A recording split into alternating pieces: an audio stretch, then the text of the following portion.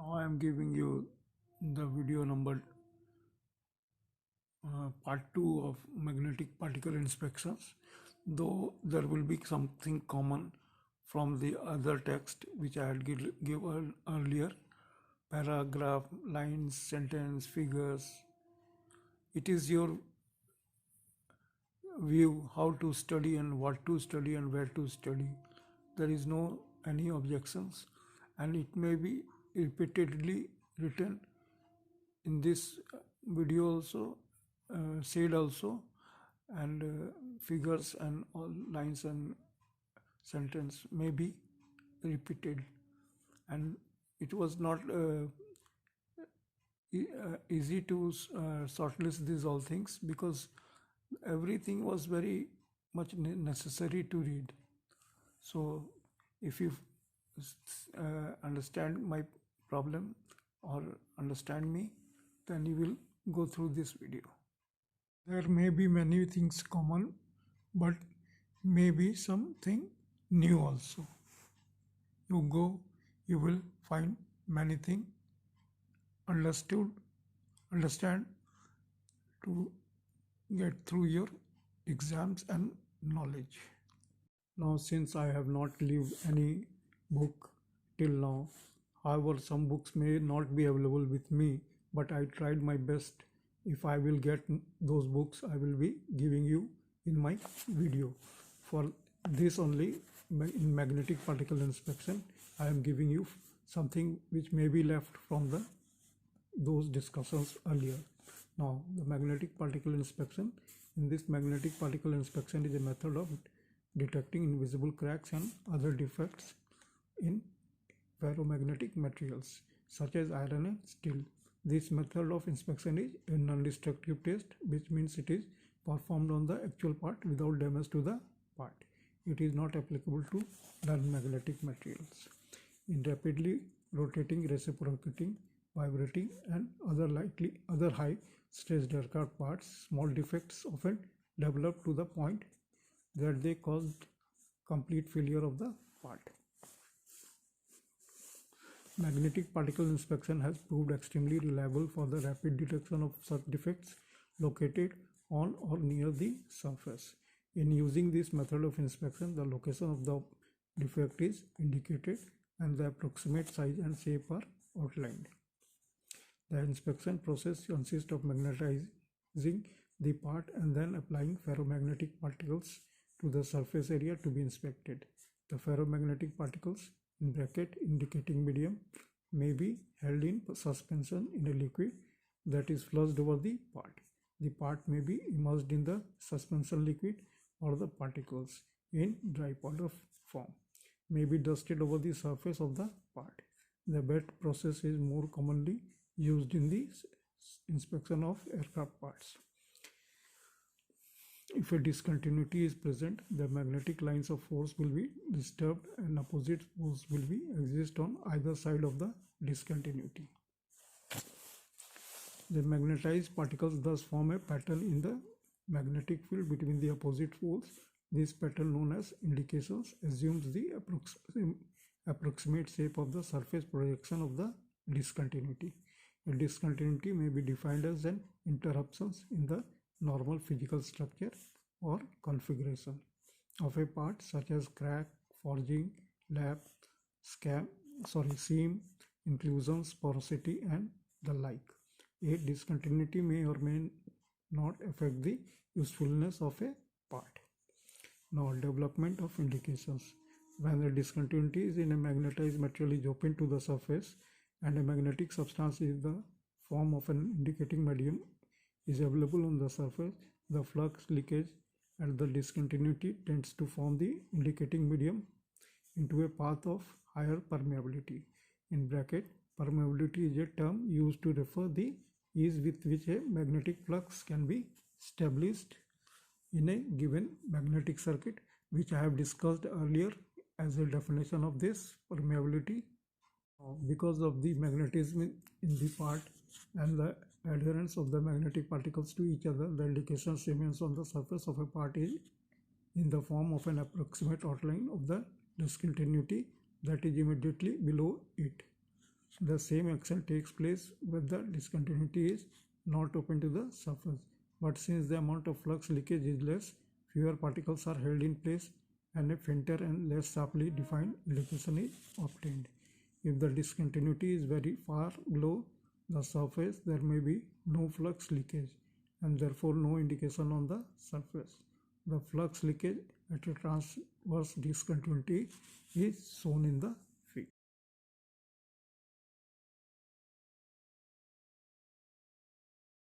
The flux leakage at a longitudinal discontinuity is shown in this figure.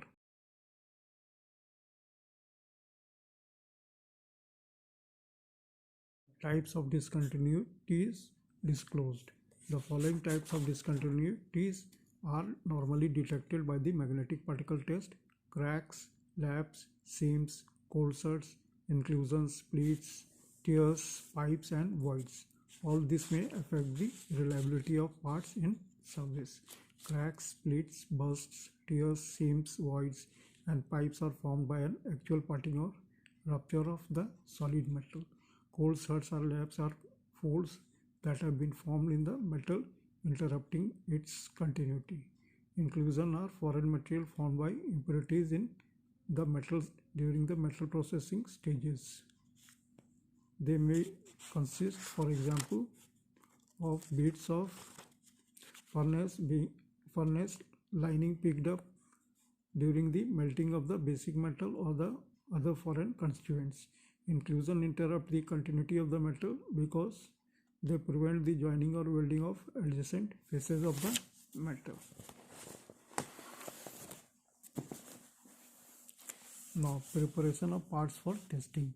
Grease, oil and dirt must be cleaned from all parts before they are tested.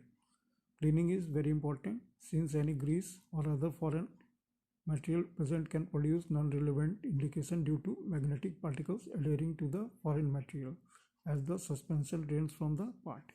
Grease or foreign material is sufficient amount over the discontinuity may also prevent the formation of a pattern at the discontinuity.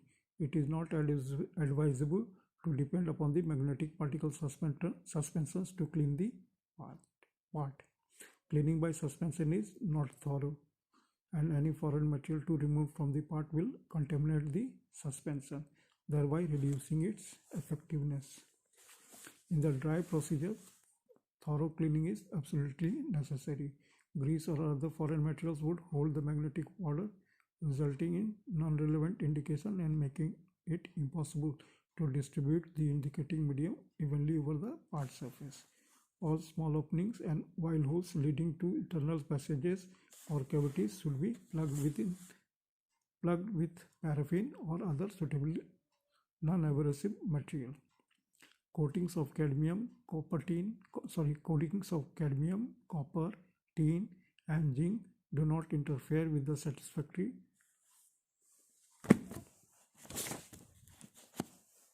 performance of magnetic particle inspection unless the coatings are unusually heavy or the discontinuities to be detected are unusually small. Chromium and nickel plating generally will not interfere with indication of cracks open to the surface of the base metal but will prevent indication of fine discontinuities such as inclusions because it is more strongly magnetic. Nickel plating is more effective than chromium plating in preventing the formation of indications. Now, effect of flux direction. In order to locate a defect in a part, it is essentially that the magnetic lines of force pass approximately perpendicular to the defect. It is therefore necessary to induce magnetic flux in more than one direction, since defects are likely to exist at any angle to the major axis of the part. This requires two separate magnetizing operations referred to as circular magnetization and longitudinal magnetization. The effect of flux direction is illustrated in this figure.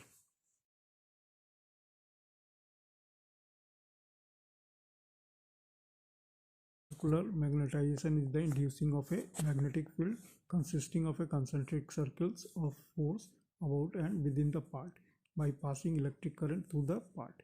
This type of magnetization will locate defects running approximately parallel to the axis of the part. Circular magnetization of the part of solid cross section is illustrated in figure.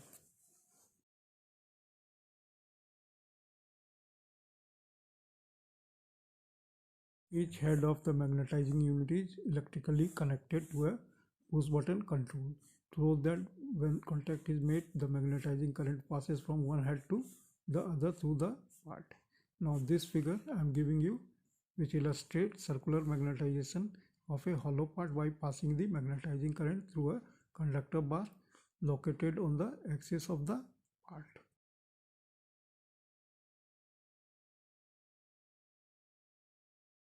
Longitudinal magnetization, the magnetic fields is produced in direction parallel to the long axis of the part. This is accomplished by placing the part in a solenoid excited by electric current. The metal part then becomes the core of an electromagnet and is magnetized by induction from the magnetic field created in the solenoid. In longitudinal magnetization of long parts, the solenoid must be moved along the part in order to magnetize it.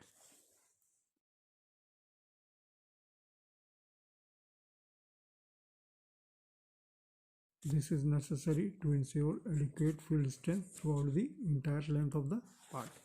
Solenoids produce effective magnetization for approximately 12 inches from each end of the coil, thus accommodating parts of or sections approximately 30 inches in length. Longitudinal magnetization equivalent to that obtained by a solenoid may be accomplished by wrapping a flexible electrical conductor around the part as shown in the figure.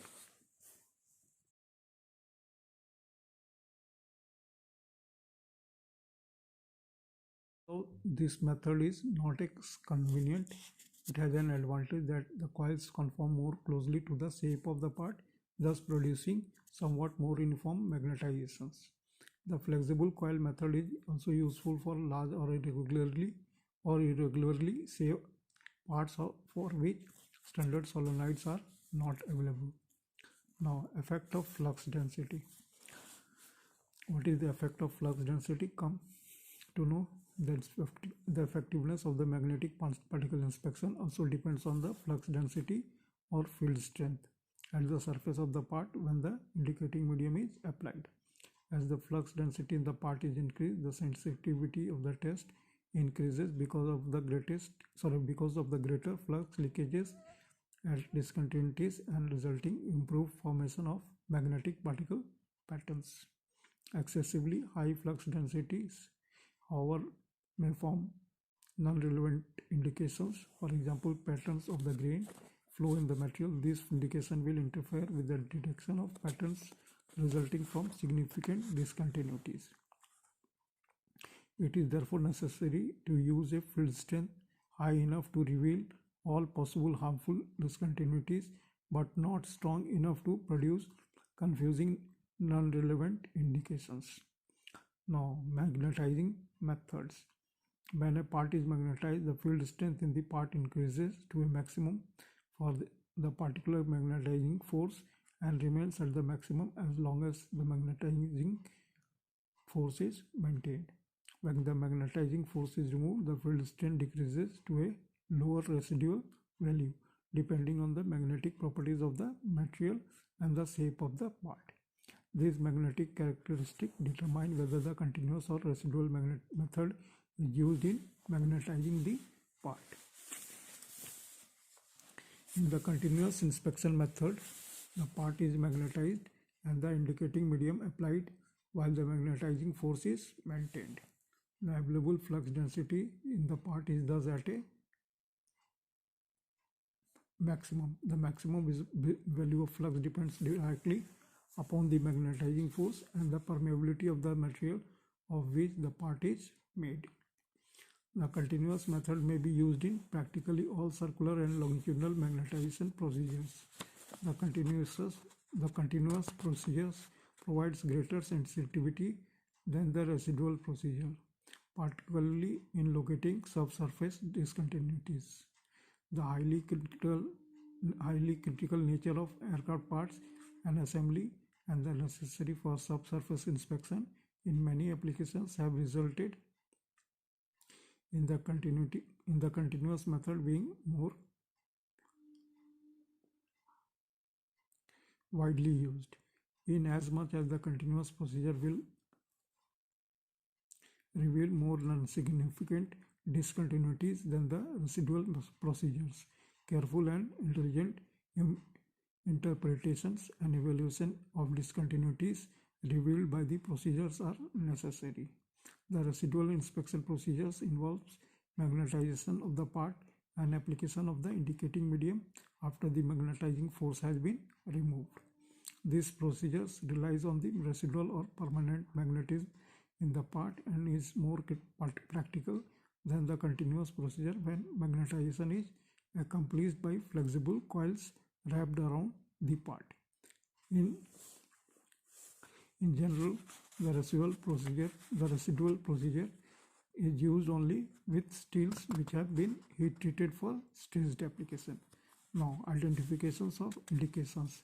The correct evaluation of the character of indication is extremely important, but is sometimes difficult to make from observation of the indications alone. The principal distinguishing features of indications are shades, build-ups, width, and sharpness of outline. These characteristics in general are more valuable in distinguishing between types of discontinuities than in determining their severity. However, careful observation of the character of the magnetic particle pattern should always be included in the complete evaluation of the significance of an indicated discontinuity.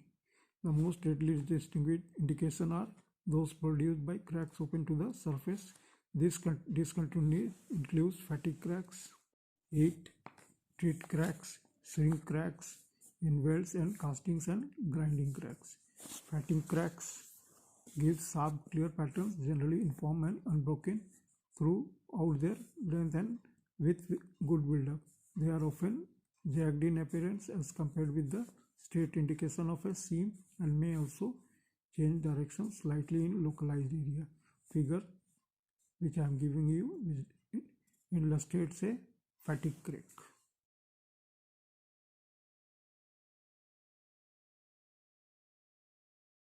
Cracks are found in parts that have been in service but are never found in new parts. They are usually in highly stressed area of the part or where a stress concentration exists for some reasons. It is important to recognize that even a small fatigue crack indicates positively that failure of the involved parts is in the progress. Heat treat cracks have a smooth outline but are usually less clear and have less build-up than fatigue cracks.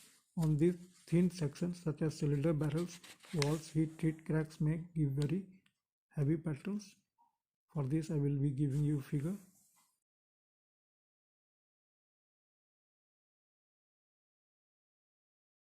These heat treat cracks have a characteristic form consisting of short jagged lines grouped together. Shrink cracks give a sharp, clear pattern and the line is usually very jagged. Since the wall of shrink cracks are close together, their indications generally build up to less extent than do indication of fatigue cracks. Grinding cracks are fine and sharp but seldom have a build up because of their limited depth.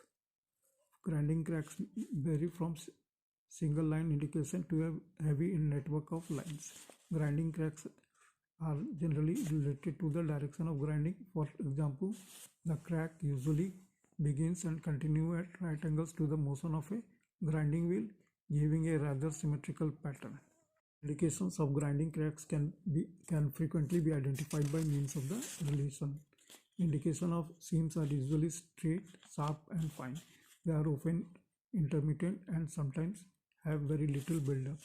Hairlines are very fine seams in which the faces or the seam have been forced very close together during fabrication. Hairline indications are very fine and sharp with very little build-up.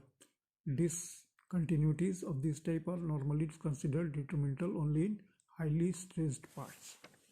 Inclusion are non-metallic parts such as slag material and chemical compounds that have been trapped in the solidifying ingot. They are usually elongated and strung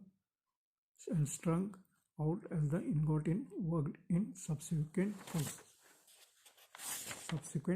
processing operations.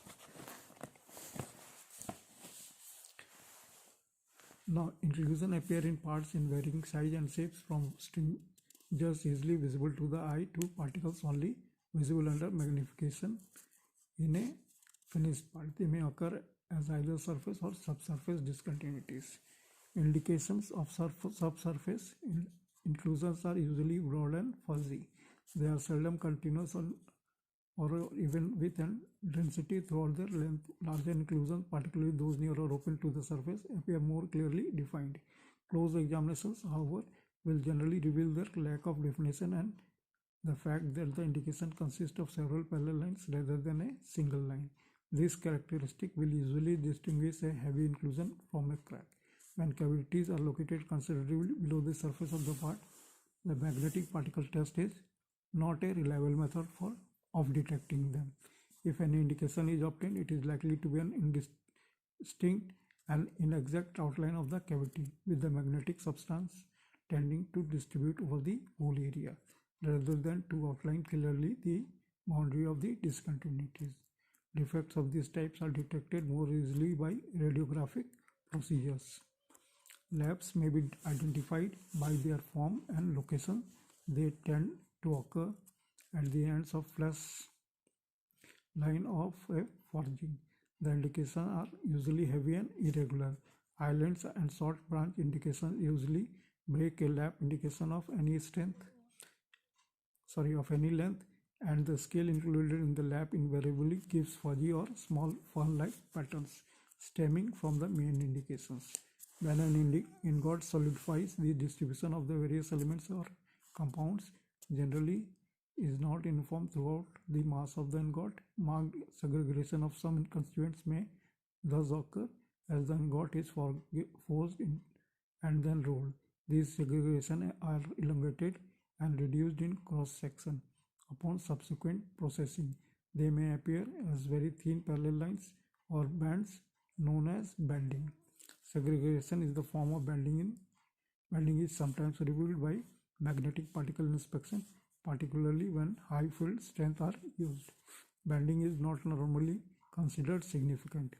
The most serious forms of segregation probably occur in castings. Here the basic condition of the metal remains unaltered in the finished part, and any segregations occur as they were originally formed. They may vary in size and will normally be irregular in shape.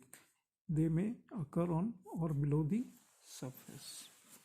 Now this one is another inspection which is called a Magnaglow inspections. Magnaglow inspection is similar to the preceding method, except that the fluorescent particle solution is used as the inspection is made under the black light. Efficiency of inspection is increased by the neon-like glow of defects, and smaller flaw indications are more readily seen. This is an excellent method for use on gears, threaded parts, and aircraft engine components. The reddish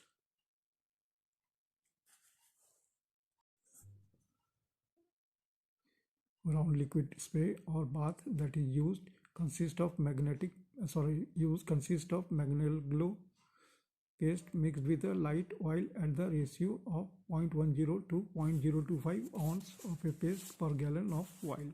After inspection, the part must be demagnetized and rinsed with a cleaning solvent. Now, magnetizing equipment. What are the different types of magnetizing equipment we have discussed earlier? See, in this video I am giving you same line repeatedly, same figure repeatedly, but what happens, see, when you mug up these lines, you will be reading these lines frequently or same lines, then you will be, then it is not is unnecessary, it will be helpful. So take it like that only. Now, magnetizing equipment, fixed unit, in which This is a non-portable. A fixed general purpose unit is shown in this figure.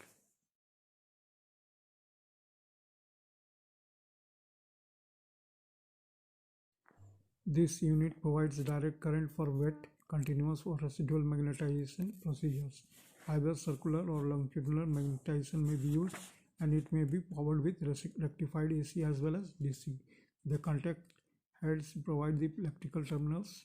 For circular magnetization, one head is fixed in position. Its contact plate is mounted on a shaft surrounded by a pressure spring. In order that the plate may be moved longitudinally, the plate is maintained in the extended position by the spring until pressure transmitted through the work from the movable head forces it back. The movable head slides horizontally in longitudinal guides and is motor driven. It is controlled by a switch. The spring allows sufficient overrun of the motor driven head to avoid jamming it, and also provides pressure on the ends of the work to ensure good electrical contact. A plunger operated switch in the fixed head cuts out the forward motion circuit of the movable head motor when the spring has been properly compressed. In some units, the movable head is hand operated and the contact plate is sometimes arranged for operation by an air ram. Both contact plates are fitted with various fixtures for supporting the work. The magnetizing circuit is closed by depressing a push button on the front of the unit. It is set to open automatically, usually after about 1/2 second. The strength of the magnetizing current may be set manually to the desired value by means of the rheostat, or increased to the capacity of the unit by the rheostat short circuiting switch. The current utilized indicated on the ammeter. Longitudinal magnetization is produced by the solenoid, which moves in the same guide rail as the movable head and is connected in the electrical circuit by means of the switch. The suspension liquid is contained in some tank and is agitated and circulated by a pump. The suspension is applied to the work through a nozzle. The suspension drains from the work through the wooden grill into a collecting pan that leads back to the sump. The circulating pump is operated by a push button switch. Now, general purpose portable unit. It is often necessary to perform the magnetic particle inspection at location where fixed general purpose equipment is not available, or to perform an inspection on members of aircraft structures without removing them from the aircraft. This has occurred particularly on landing gears and engine mounts suspected of having developed cracks in service. Equipment suitable for this purpose, supplying both alternating current and direct current magnetization, is available. A typical example is shown in this figure.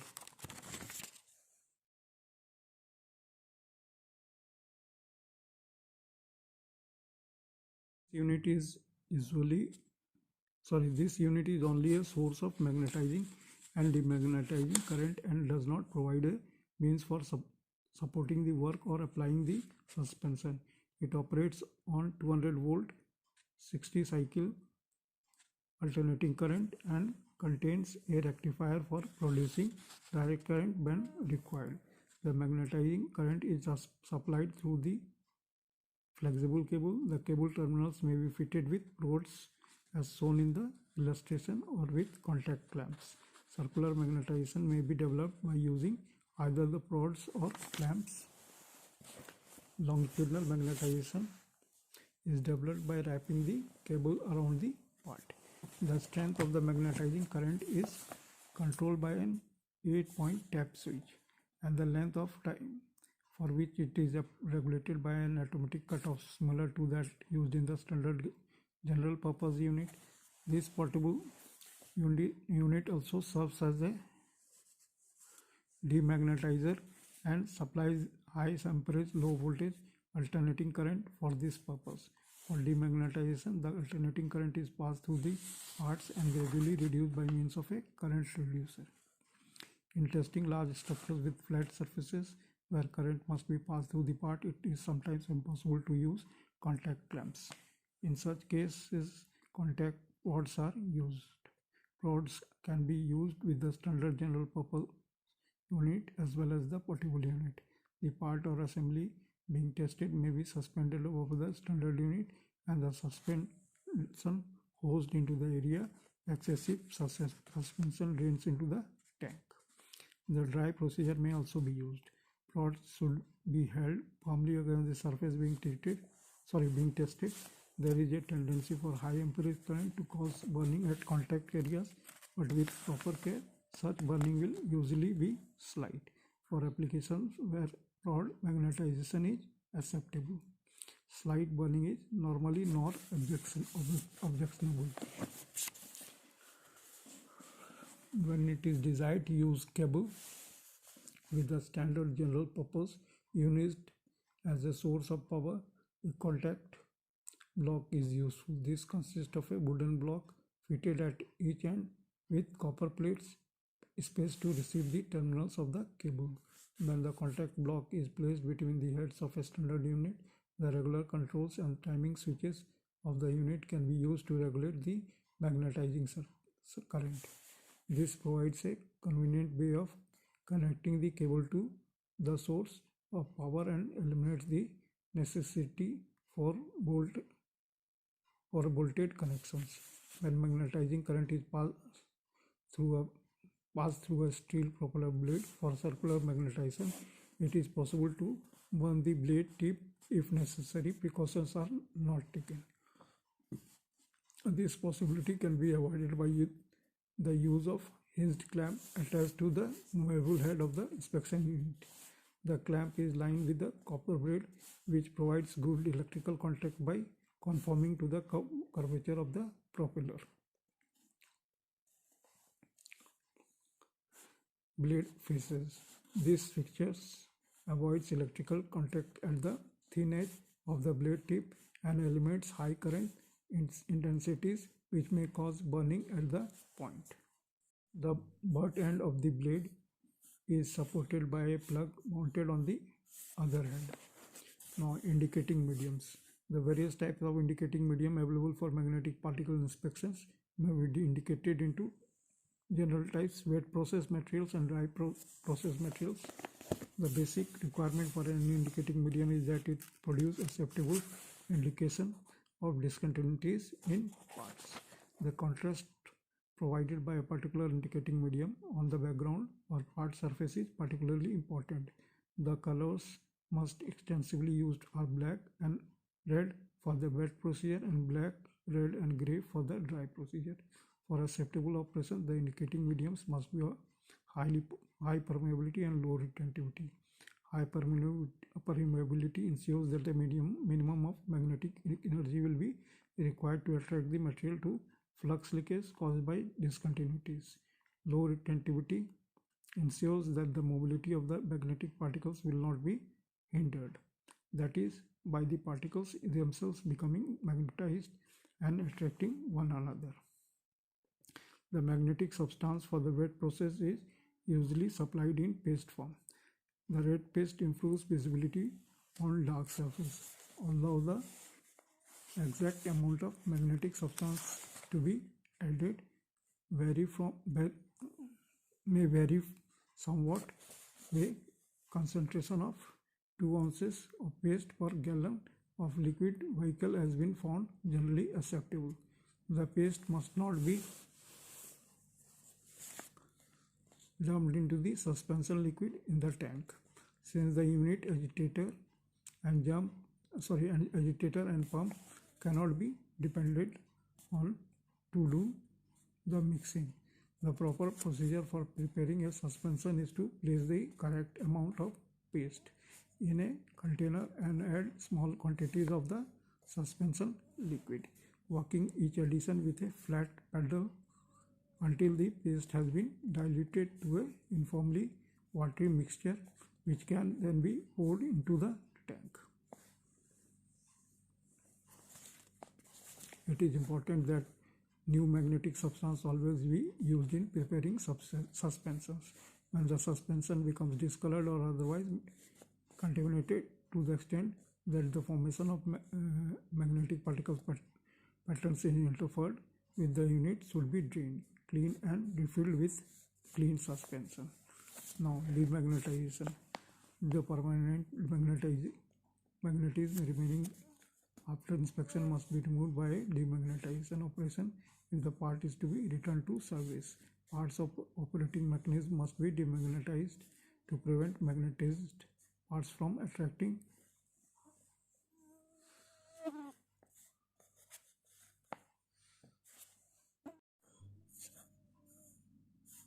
fillings, grindings or chips inadvertently left in the system, or steel particles resulting from operational wear. An accumulation of such particles on a magnetized part may cause scoring of bearings or other working parts. Parts of the airframe must be demagnetized so they will not affect instruments. Demagnetization between successive magnetizing operation is not normally required unless experience indicates that omission of this operation result is decreased effectiveness for a particular application. Previously, this operation was considered necessary to remove completely the existing field in a part before it was magnetized in a different direction. Demagnetization may be accomplished in a number of different ways. Possibly the most convenient procedure for aircraft parts involves subjecting the parts to a magnetizing force that is continually reversing in direction and at the same time gradually decreasing in strength. As the decreasing magnetizing force is applied first in one direction and then the other, the magnetization of the part also decreases. Now, standard demagnetization practices. The simplest procedure for developing a reversing and gradually decreasing magnetizing force in a part involves the use of a solenoid coil energized by alternating current as the part is moved away from the alternating field of the solenoid. The magnetism is a part gradually decreases. A demagnetizer is near the size of the work as practicable should be used, and for maximum effectiveness small parts should be held as close to the inner wall of the coil as possible.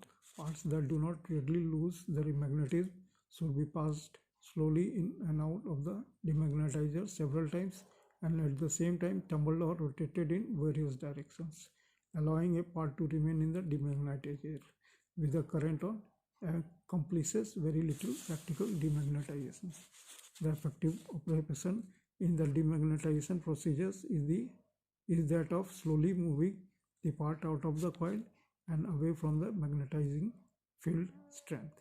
As the part is withdrawn, it should be kept directly opposite the opening until it is 1 or 2 feet from the demagnetizer. The demagnetizing current should never be cut off until the part is 1 or 2 feet from the opening, otherwise the part will usually be remagnetized. Another procedure used with portable units is to pass alternating current through the part being demagnetized and gradually reduce the current to 0.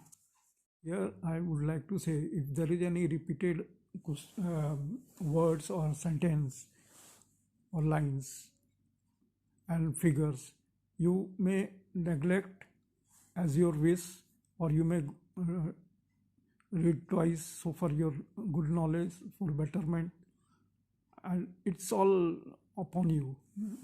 I am not forcing anything, but this video has made this much. There was some common between two books also, but I read directly the two books. So anything, even not a word or single letter or comma full stop may misguide anything.